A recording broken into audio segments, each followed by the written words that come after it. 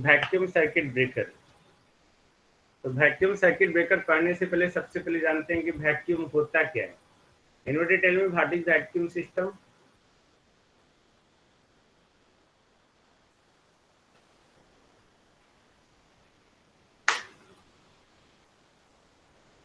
Absence of air ही होता है भाई, निर्वात। वो तो हिंदी बता रहे हैं।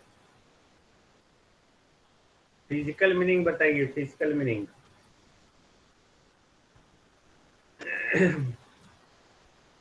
फिजिकल मीनिंग बताइए। एक ऐसा सिस्टम, ओके, जो मेजर किया जा रहा है mmHg में, है ना, मिलीमीटर Hg में, और उसको मेंटेन करते हैं below atmospheric condition, not the atmospheric condition, below atmospheric pressure. अगर एटमॉस्फेरिक प्रेशर से नीचे मेंटेन किया हुआ है और उसको अगर हम लोग मेजर कर रहे हैं mmHg में, तो उसको हम लोग कहते हैं वैक्यूम सिस्टम। ओके, जैसे हमारा जो है प्रेशर है, हमारा सपोज 1 टॉर है प्रेशर, तो 1 torr equal to what? How much amount of pressure? 1 torr मतलब 1 mmHg ऑफ द प्रेशर। नहीं, 1 टॉर 1 mm ना, 1 mmHg pressure and 1 atmospheric standard atmospheric pressure, जो हाँ 1 atm pressure, very good, 1 atm pressure atmospheric हुआ। Atmospheric pressure जो होगा वो आपका वो 760 mmHg pressure,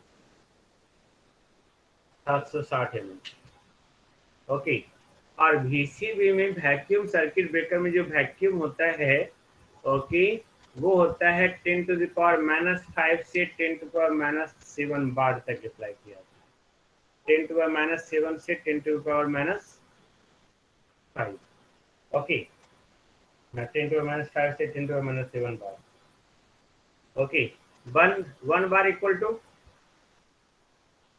1 bar equal to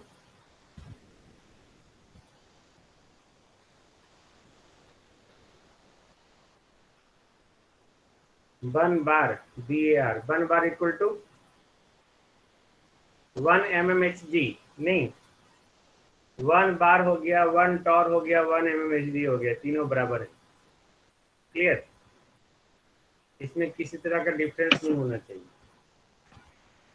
okay,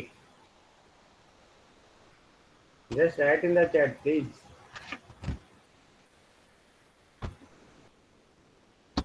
Tor TORR unit है भाई, वो भी।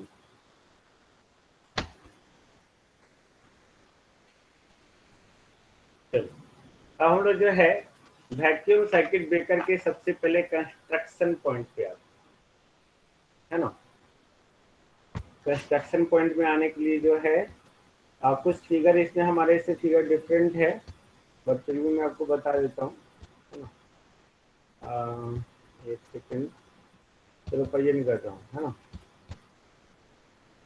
दिख रहा है?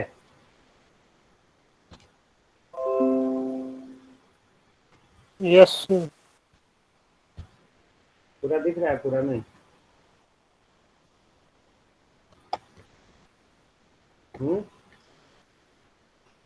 दिख रहा है या नहीं दिख रहा है?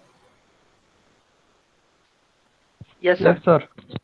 Okay okay okay. Construction point of view से जो है ना, आप देख रहे हैं, ओके, यहाँ पे फिक्स कॉन्टैक्ट स्टेम है। ये स्टेम हम लोग यहाँ जो निकला हुआ इसलिए इसको स्टेम कह रहे हैं। फिक्स कॉन्टैक्ट स्टेम है, ओके। इसका फिक्स टर्मिनल पॉड है। जो फिक्स टर्मिनल पॉड है उसको हम लोग इंड फ्लैंज भी करते हैं। इंड फ्लैंज आपके नोट्स में लिखा हुआ है, इंड फ्लैंज, और फिगर भी उसी तरह बना हुआ है। इंड फ्लैंज है ये, या फिक्स्ड टर्मिनल पॉड है, ओके।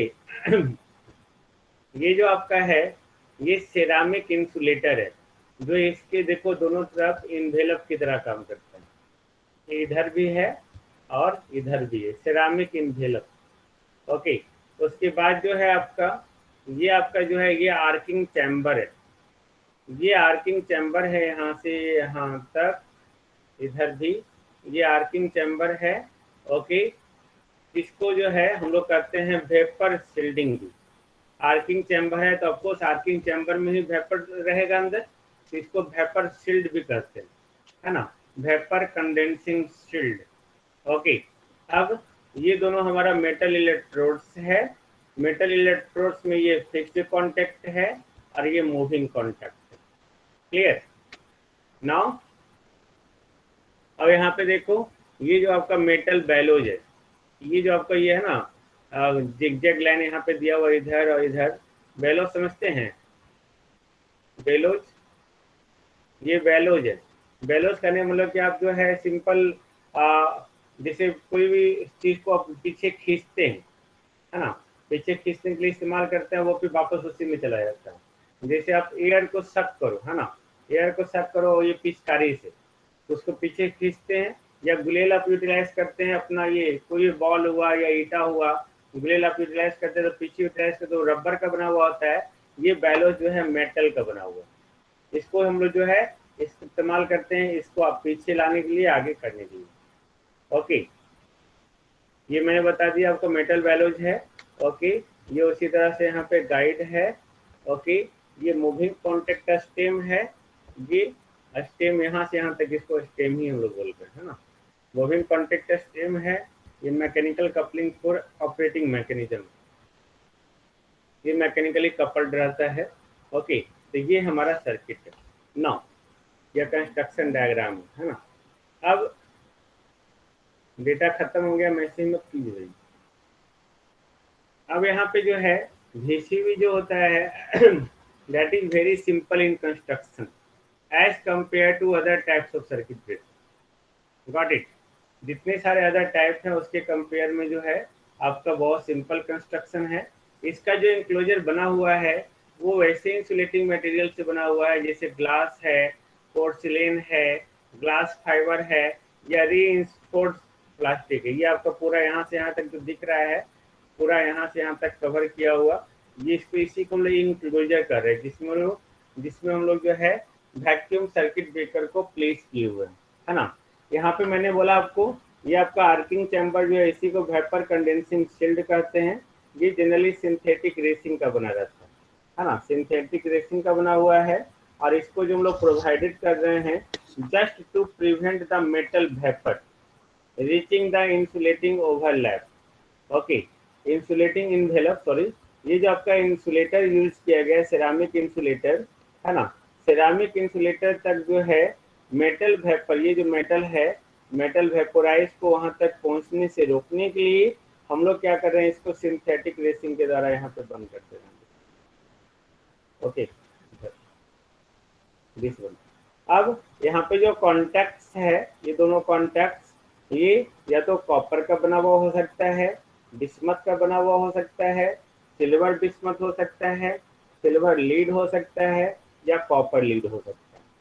क्लियर है? ओके, ये जो आपका बैलो है, ये बैलो आपका जो है स्टेनलेस मेटल का बना हुआ है ना, जिसको यूज कर रहे हैं हम लोग मूवमेंट ऑफ मूविंग कॉन्टैक्ट और लोअर कॉन्टैक्ट। लोअर कॉन्टैक्ट भी बोल रहे हैं इसको, क्योंकि ये वर्टिकल पोजीशन में यहाँ पे आपको दिख रहा है, तो ये लोअर कॉन्टैक्ट है और ये आपका अपर कॉन्टैक्ट है। तो उसको हम लोग मूव करने के लिए यूटिलाइज करते हैं ना, स्टेनलेस मेटालिक बैलो। ओके, तो उसी को हम यहाँ पे यूटिलाइज कर रहे हैं। ओके, नाउ अब यहाँ पे इसका एक इंड जो दिख रहा है आपको, वो एक इंड फिक्स है। देखो, अरे वो भोपू नहीं देखे, भोपू ऐसे चापते हैं फिर वो अपने आप अपने शेप में आ जाता है। जस्ट टेल मी एनीवन, नहीं बोला ऐसे बाजा बजाते, बाजा बजाने वाला, एक तरफ फिक्स किया हुआ है और दूसरी तरफ आप ऐसे प्रेस करते हैं फिर वो अपने आप खुल जाता है, देखें हैं वो? Yes sir. हाँ, उसी तरह का ये जो है बैलोज है ना, ये बैलोज इसी तरह एक तरफ फिक्स किया हुआ है, यहाँ पे फिक्स किया हुआ है, ठीक है, ये आगे पीछे होते रहता है। Got it? यानी कि इसका एक इंड को हम लोग वेल्डेड किए हुआ विद द मूविंग कॉन्टैक्ट, ये मूविंग कॉन्टैक्ट के साथ वेल्ड हो गया। ओके, और इसके अदर इंड को जो है वो लोग लोअर इंड के साथ फ्लेंस किए हुए यहाँ पे तीसरा, मतलब एक इंड आपका यहाँ फिक्स हो गया मूविंग कॉन्टैक्ट के साथ और दूसरा यहाँ पे आपका फिक्स हो गया, तो जब ये इधर मूव करेगा नीचे तो मूविंग कॉन्टेक्ट भी साथ में मूव करेगा, बट इसका बेलो का जो लोअर एंड ये फिक्स है इसके साथ, जो एंड फ्लैंज है आपका यहाँ पे है ना इसके साथ, तो ये इसके साथ फिक्स है, और यहाँ पे अपर एंड जो है ये इसके साथ, ये आपका मूविंग कॉन्टेक्ट के साथ फिक्स है। तो जब आप इसको मूव करना हो तो ये तो मूव करेगा, ओके, तो ये स्प्रिंग की तरह यहाँ पे आके सप्रेस हो जाएगा, ओके, और जैसे ही आर्क कंप्लीटली इंटरप्ट हो जाएगा वैसे ये वापस नॉर्मल पोजीशन में चला जाएगा, क्योंकि ये फोर्स लगाएगा उधर की ओर, है ना, जैसे हम लोग भोपू पे ऐसे हम लोग प्रेस करते तो वापस अपने पोजीशन में चला जाता है, ठीक इसी तरह यहाँ भी अपने पोजीशन में चला जाएगा, है ना। यहाँ पे जो फ्लैंज इस्तेमाल हुआ है, ये सब फ्लैंज जो इस्तेमाल हुआ है, ओके, वो एक्सटर्नल है, इंटरनल जो है वो एक्चुअली मेडअप है आयरन का बना हुआ है ना। ये हम इसको यहाँ पे इसलिए इस्तेमाल कर रहे हैं just to protect the object, okay, ये जो भी आपका ऑब्जेक्ट है अंदर में, इसको सारे को देखो यहाँ से यहाँ तक जो हम यहाँ पे इस्तेमाल कर रहे हैं बाहर से, ओके, इंड फ्लैंज है ये पूरा, ओके, उसको हम इस्तेमाल कर रहे हैं उसको प्रोटेक्ट करने के लिए और दूसरे प्रोटेक्ट से अटैचमेंट करने के लिए। जो भी आपका जो है दूसरे ऑब्जेक्ट, जैसे इसको अटैच करना है, इसको यहाँ अटैच करना है, यहाँ इसको अटैच करना है, तो अटैच करने के लिए बनाया जाता है। अब जो सर्किट ब्रेकर का कॉन्टेक्ट है ना, वो लार्ज डिस्क शेप का है, ओके, ये डिस्क है एक यहाँ और एक यहाँ, ये डिस्क शेप का है, ओके, ये डिस्क शेप का फेस बना हुआ है जिसमें जो है आपका स्पाइरल सेगमेंट होता है, ओके, स्पाइरल सेगमेंट करने का मतलब क्या है कि उसमें जो है अंदर में ऐसे ऐसे सेगमेंट बना रहता है, मेरा अंगली दिख रहा है, स्पाइरल सेगमेंट बना रहता है ना, स्पाइरल सेगमेंट बना होता है सो दैट कि अगर किसी तरह का आर्क करंट प्रोड्यूस हो, ओके, तो उसके कॉरेस्पॉन्डिंग ये मतलब ये आपका ऐसे डिस्क है, ऐसे स्पाइरल सेगमेंट बना होता है ऐसे तरह कि अगर उसमें किसी तरह का जो है आर्क करंट फ्लो करे तो उसके चलते एक्सियल मैग्नेटिक फील्ड है, और एक्सियल मैग्नेटिक फील्ड में आने के कारण जो है वो क्या करेगा, आर्क को जो है कॉन्टेक्ट सरफेस से मूव करने में मदद करता है उस मैग्नेटिक फील्ड के कारण, ओके, यानी कि कहने का मतलब क्या है, सिंपल, कि जो भी आर्क करंट प्रोड्यूस हो रहा है, ओके, वो आर्क करंट जो है एक एक्सियल मैग्नेटिक आर्क करंट जो आ रहा है वो एक्सियल मैग्नेटिक फील्ड को प्रोड्यूस करेगा, एक्सियल यानी कि आपको जो परपेंडिकुलर डायरेक्शन में दिख रहा है, ओके, इस डायरेक्शन में एक्सियल मैग्नेटिक फील्ड प्रोड्यूस करेगा, और वो एक्सियल मैग्नेटिक फील्ड जो है इसके शेप को, यानी कि आर्क, इसका जो एक्सियल मैग्नेटिक फील्ड आपका प्रोड्यूस किया किसके कारण, स्पाइरल शेप होने के कारण, ओके, तो इसका शेप जो है आर्क को मदद करता है just to move over the contact surface, है ना, कॉन्टेक्ट सरफेस मतलब पूरे कॉन्टेक्ट सरफेस पे मूव करने के लिए आपको जो दिख रहा है रेडियस आपका, ओके, ये यहाँ से यहाँ पूरा जो है यहाँ से यहाँ मूव करने में इसको मदद करता है, गॉट इट, यहाँ देखो ये पूरा मूव करेगा, यानी कि आर्क आपका जो है पूरे कॉन्टेक्ट पे फैल गया, ऐसा नहीं कि किसी पार्टिकुलर कॉन्टेक्ट पे बना हुआ है, तो उसके लिए हम लोग क्या करते हैं, एक स्पाइरल सेगमेंट बनाते हैं, ओके, और ये भी डिस्क है, ये डिस्क है यानी कि सर्कुलर नेचर का है, और स्पाइरल सेगमेंट बनाते हैं ताकि जो आर्क करंट है वो प्रोड्यूस करे एक एक्सियल मैग्नेटिक फील्ड, और वो एक्सियल मैग्नेटिक फील्ड जो है इसके शेप के कारण जो है ये क्या करे पूरे सरफेस पे फैल जाए, है ना, सो दैट कि हम लोग मेटल के यहाँ पे, चूंकि ये मेटल हमारा है, ये मेटल है और आर्क हमारा होगा इसके पूरे सरफेस, क्योंकि अगर किसी एक पार्टिकुलर सरफेस पे होगा तो वहाँ पे ये क्या करेगा, मेटल को उसके हीटिंग इफेक्ट के कारण जो है वो मेटल को इवेपोरेट कर सकता है, तो क्योंकि पूरे सरफेस पे अगर ये आर्क फैल जाएगा तो पूरे सरफेस पे टेम्परेचर आएगा, तो वहाँ पे हम लोग क्या कर रहे हैं, मेटल इवेपोरेशन को रोकने के लिए हम लोग ऐसा शेप बनाते हैं, है ना, कैसा शेप, मैं फिर से रिपीट कर रहा हूँ, जो सर्किट ब्रेकर का जो कॉन्टेक्ट होगा वो लार्ज डिस्क होगा, ओके, लार्ज डिस्क शेप का होगा, और उसमें स्पाइरल सेगमेंट बना होगा ताकि अगर इसके बीच में आर्क करंट जो फ्लो करे वो आर्क करंट जो है एक एक्सियल मैग्नेटिक फील्ड को फ्लो करे, और उस एक्सियल मैग्नेटिक फील्ड के कारण और इस स्पाइरल सेगमेंट के शेप के कारण जो है पूरे कॉन्टेक्ट सरफेस पे आर्क फैल जाए, जिससे कि इसके हीटिंग इफेक्ट के कारण जो है यहाँ पे जो मेटल का इवेपोरेशन हो वो कम से कम हो और उसको मिनिमाइज किया जा सके, क्लियर है।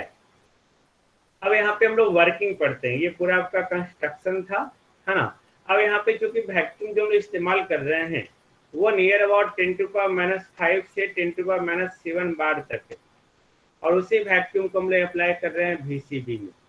ओके, तो जब कभी किसी तरह का एबनॉर्मल कंडीशन हुआ, ओके, जैसे एबनॉर्मल कंडीशन हो रहा है तो मेटल वेपर का, ओके, यहाँ पे इनिशिएशन हो रहा है, initiation of metal vapour discharge. Okay, of course यहाँ पे जो है मेटल वेपर, यहाँ पे जो मेटल है यहाँ पे वो मेटल वेपर जो है वो डिस्चार्ज होगा। ओके, उसका इनिशिएशन होगा। डिस्चार्ज होने का मतलब क्या है, तो वहां से चार्ज निकल के बाहर आएगा, इलेक्ट्रॉन्स निकल के बाहर आएगा, that is the discharge. Okay, और वो क्या होगा, ओके, जैसे मेटल वेपर डिस्चार्ज होगा during the opening of contact, जैसे कॉन्टेक्ट ओपन होगा तो यहाँ पे मेटल कॉन्टेक्ट जो है वो आपका इवेपोरेट होकर डिस्चार्ज होगा। और ये यहाँ पे चूंकि हाई वैक्यूम बना हुआ है ना, हाई वैक्यूम बना हुआ है, यानी कि यहाँ पे इस वैक्यूम सर्किट ब्रेकर में जो आपका ये वैक्यूम बना हुआ है 10⁻⁵ से 10⁻⁷ तक, है ना। तो वो वैक्यूम के कारण जो इलेक्ट्रॉन जो है कॉन्टेक्ट गैप में ट्रेवल करेगा विदाउट एनी कॉलिजन, कोई कॉलिजन नहीं होगा, क्योंकि वहां पे किसी तरह का पार्टिकल्स तो है नहीं, है ना। तो वहां पे जो भी आपका आयोनाइजेशन हुआ वो मेटल का आयोनाइजेशन हुआ, इस मेटल का आयोनाइजेशन हुआ, इसकी ये मेटल का आयोनाइजेशन हुआ, वही मेटल डिस्चार्ज हुआ आफ्टर द इवेपोरेटिंग। तो ये जो आपका इलेक्ट्रॉन्स है वो ये कॉन्टेक्ट गैप में ट्रेवल करेगा विदाउट एनी कॉलिजन, क्योंकि यहाँ पे हार्डली जो है किसी तरह का एयर पार्टिकल मिलेगा, यहाँ पे तो एयर है ही नहीं, है ना। वैक्यूम अगर किसी तरह का जो एयर अगर पार्टिकल मिला तो वो हार्डली मतलब मिलने का संभावना बहुत कम है ना। तो वहां पे ये क्या करेगा, यहाँ पे जो भी मिलेगा आपका पार्टिकल्स वो आपका इस मेटल के वेपोराइजेशन के कारण ही मिलेगा। ओके, तो यहाँ पे हम लोग कहें जो आर्क को इंटरप्ट करना है वो एट करंट 0 इंस्टेंट पे, है ना, आर्क को हम लोग एक्सटिंग्विश कर लेते हैं। ओके, आर्क को एक्सटिंग्विश करते हैं और जो कंडक्टिंग मेटल वेपर है उसको रिकंडेंस कर लेते हैं। रिकंडेंस करते हैं ऑन द कॉन्टेक्ट सरफेस, ये नियर अबाउट 15 से 30 मिलीसेकंड में हो जाता है। यहाँ पे वैक्यूम सर्किट ब्रेकर को समझना इसलिए ज़्यादा आसान है क्योंकि यहाँ पे क्योंकि किसी तरह का पार्टिकल्स है नहीं। ओके, तो जो भी यहाँ पे आर्क का फॉर्मेशन होगा just only after discharging of metal vapour होगा, है ना।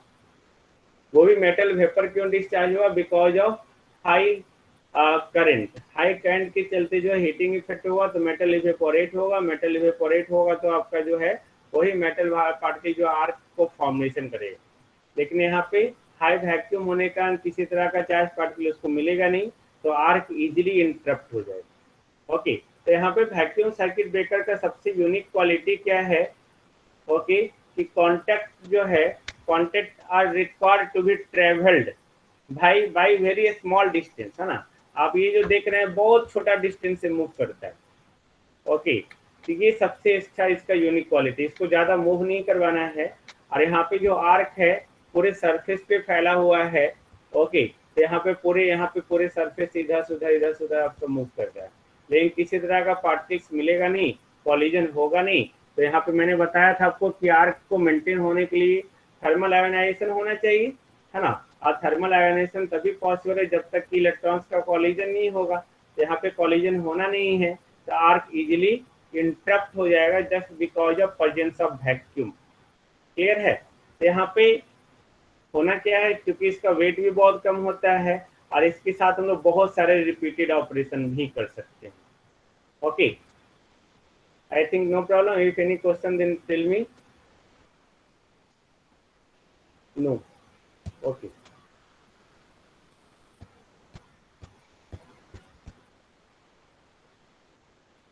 ओके, तो यहाँ पे क्या है, दैट्स सो सिंपल कि हमने यहाँ पे बात किया कि यहाँ पे वैक्यूम होने के कारण, है ना, जस्ट बस यही समझना है।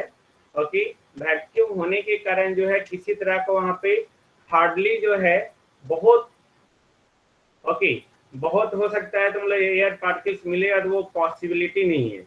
और यहाँ पे जो मैंने दिखाया आपको जो कॉन्टेक्ट सरफेस है आपका, ओके, ये कॉन्टेक्ट सरफेस पूरे कॉन्टेक्ट पे जो है यहाँ पे स्पाइरल सेगमेंट बना हुआ है, क्योंकि ये डिस्क है ना। ये स्पाइरल सेगमेंट बना हुआ है। तो इसका एक्सियल मैग्नेटिक फील्ड उसको क्या कर रहा है, आर को पूरा स्प्रेड कर दे रहा है सो दैट कि मेटल का वेपोराइजेशन कम से कम हो। तो मेटल का वेपोराइजेशन भी कम से कम हो रहा है, आपका किसी तरह का एयर पार्टिकल्स भी नहीं है। तो यहाँ पे जो आपका इलेक्ट्रॉन्स है उसका किसी के साथ कॉलिजन होना नहीं है, तो आर्क जो है इजीली इंटरप्ट हो जाएगा, है ना, without any hard try. Okay, तो यहाँ पे ये सारा इसका वैक्यूम सर्किट ब्रेकर का कंस्ट्रक्शन था, वर्किंग था। अब अगर हम इसका एडवांटेज, हम लोग वैक्यूम का एडवांटेज देखें, what are the advantages of vacuum. Okay, यानी कि अगर हम लोग वैक्यूम को आर्क इंटरप्टिंग मीडियम के तौर पे इस्तेमाल कर रहे हैं तो उसका एडवांटेज क्या है।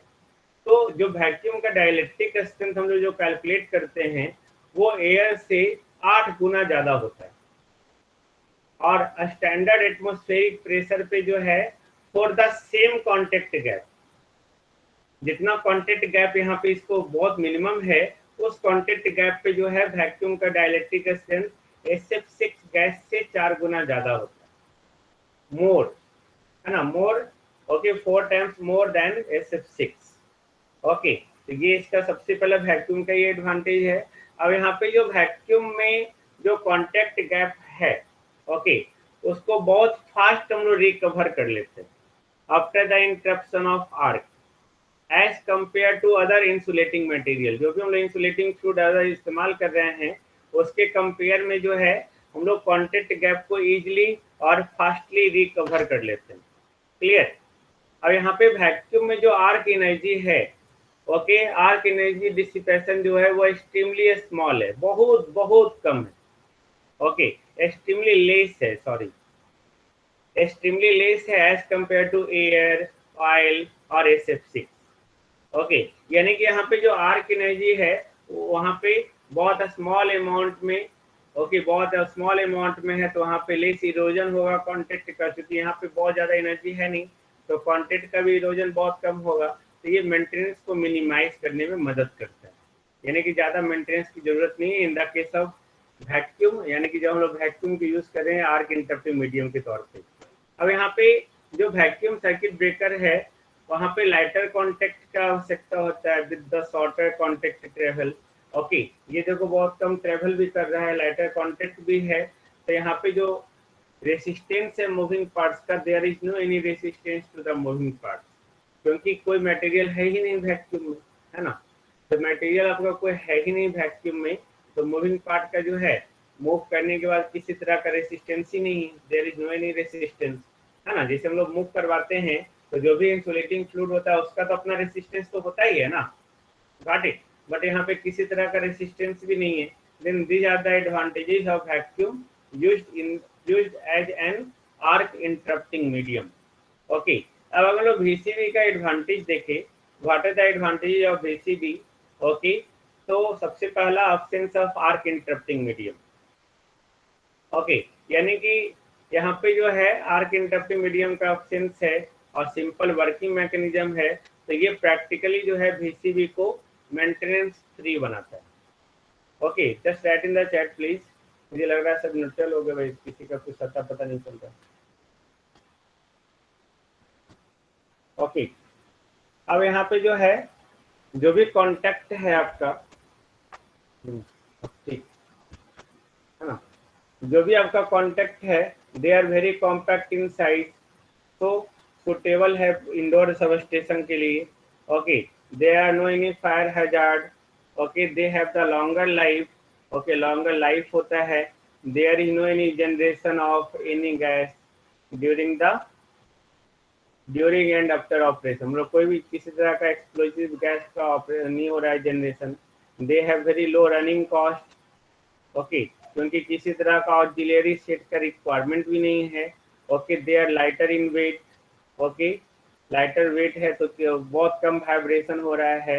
ओके, फाउंडेशन पे बहुत कम प्रेशर बनेगा। Okay, they are very quiet in operation, बहुत शांत ऑपरेशन है। ओके, किसी तरह का ये जो है किसी तरह का पॉल्यूशन क्रिएट नहीं कर रहा है। ओके, इसको हम लोग प्रीफर करते हैं ऑटो रिक्लोजिंग ड्यूटी के लिए। ऑटो रिक्लोजर अभी हम बताएंगे आगे, यानी कि खुद से रिक्लोज होता है। ओके, यानी कि हम लोग, मैंने बताया था अभी थोड़ा देर पहले कि हम लोग यहाँ पे रिपीटेड ऑपरेशन इस्तेमाल कर सकते हैं। यहाँ पे जो मैक्सिमम आर्क, वहाँ पे आर्क का जो टाइमिंग है, आर्क ड्यूरेशन, ओके, वो 10 से 30 मिली सेकेंड है।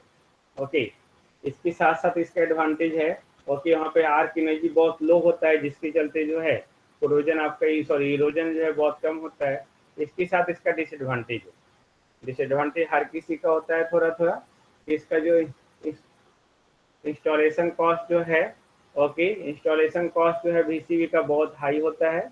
और यहाँ पे जनरली जो है चॉपिंग होता है, chopping takes place at very low values, है ना। ओके, तो यहाँ पे ये सब एक इसका डिसएडवांटेज है। Then I think no problem.